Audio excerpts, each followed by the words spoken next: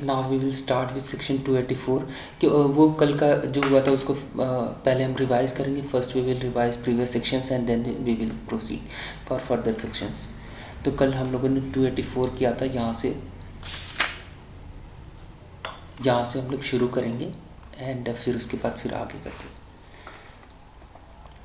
Part B, commission for examination of witnesses. तो कब अगर कोई विटनेस है वो जुरिस्डिक्शन के बाहर है, वो आ नहीं सकते हैं, कोई ऐसी कंडीशन है, डिले होगा या एक्सपेंसेस ज़्यादा होंगे। तो किसी का माइक ऑन है क्या?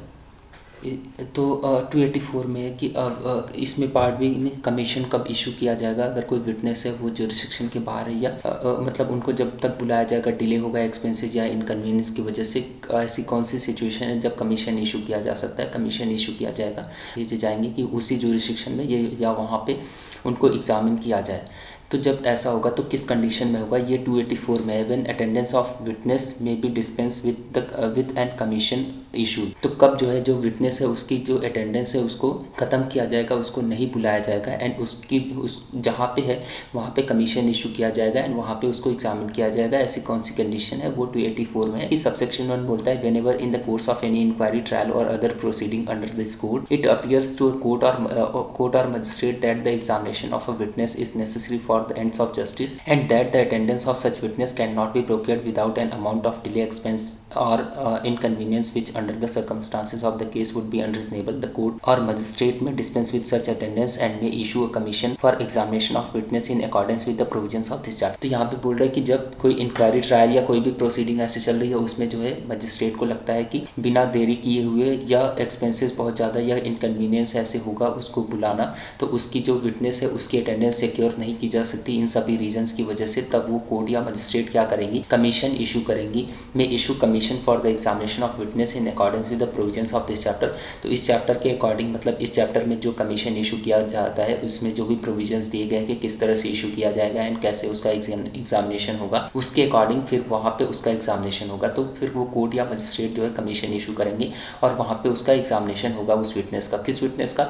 जो डिले, एक्सपेंसेस या इनकन्वीनियंस की वजह से उसकी अटेंडेंस उस कोर्ट में सिक्योर नहीं की जा सकती। उस कोर्ट में, मतलब किस कोर्ट में? जहाँ पे इंक्वायरी, ट्रायल या कोई प्रोसीडिंग चल रही है उस कोर्ट में उसकी अटेंडेंस नहीं सिक्योर की जा सकती इन सभी रीजंस की वजह से। तो वो कोर्ट या मजिस्ट्रेट जो है कमीशन इशू करेंगे और वहाँ पे जो है जहाँ पे जिसके जुरिस्डिक्शन में है जहाँ पे, वहाँ पे उसका एग्जामिनेशन होगा उस विटनेस का। Is it clear?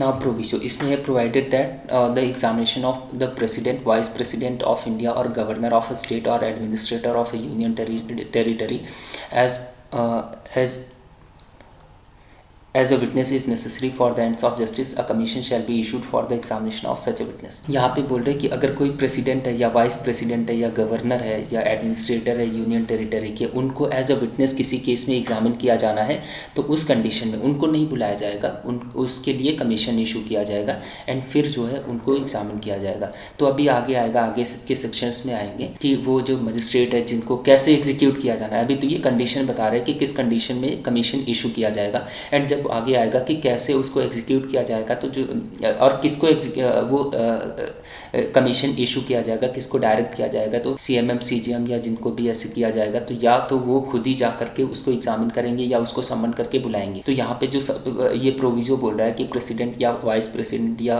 गवर्नर है या एडमिनिस्ट्रेटर है यूनियन टेरिटरी के, इन लोगों को अगर एज अ विटनेस एग्जामिन करना है तो कमीशन इशू किया जाएगा। तो कमीशन इशू किया जाएगा तो मोस्ट प्रॉबेबली उनके पास जा करके उनको एग्जामिन किया जाएगा एज अ विटनेस। तो उसमें जो है उनको बुलाया नहीं जाएगा बल्कि उनके पास ही जा करके।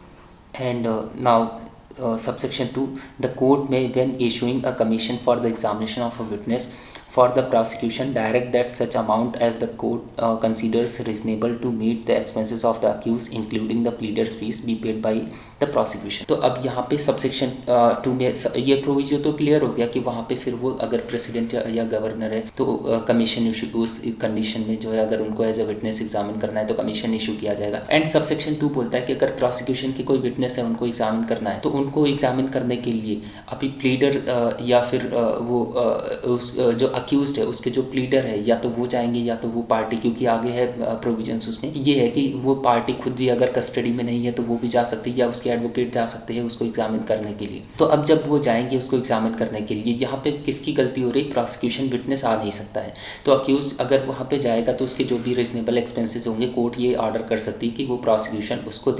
Now section 285 commission to whom to be issued. तो 284 में है कि किस कंडीशन में कमीशन इशू किया जाएगा।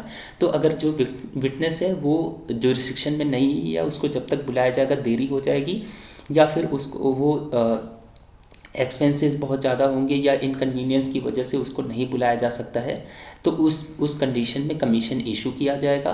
एंड अगर कोई प्रोसिक्यूशन विटनेस है उसको एग्जामिन करने के लिए कमीशन इशू किया गया है तो अक्यूज़ के जो एडवोकेट वगैरह जाएंगे ऐसे, तो उनकी जो प्लीडर्स की फ़ीस होगी एक रीजनेबल अमाउंट कोर्ट ऑर्डर कर सकती है कि प्रोसिक्यूशन पे करे।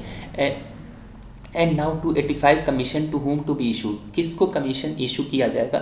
इसमें सबसेक्शन 1 में है, if the witness is within the territories to which this code extends the commission shall be directed to CMM और CGM as the case may be within whose local jurisdiction the witness is to be found. तो बोल रहे हैं कि अगर commission issue किया जाना है जो